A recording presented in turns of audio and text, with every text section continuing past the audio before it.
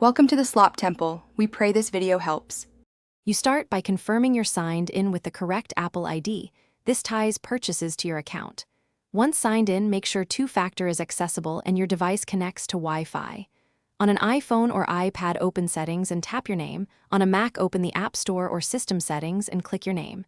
If you prefer a browser, go to Apple.com and sign in. These steps grant access to billing records securely, so proceed now.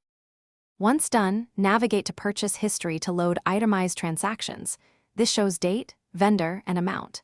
Make sure to choose a full year range if you need older charges. The list can be filtered by date or hidden purchases. If a charge lacks detail, tap or click it to reveal an email receipt link or invoice number. For family purchases, check Family Sharing Organizer's account because charges may appear under that Apple ID. Keep scrolling to locate specific subscriptions or one-time purchases. To finish, export or save receipts by tapping transaction details and sending the receipt to your email. This creates a record you can download or print. If a charge is incorrect, click Report a Problem and explain why you dispute it, or contact Apple support with the invoice number. Make sure billing addresses and payment methods match your bank to avoid holdups.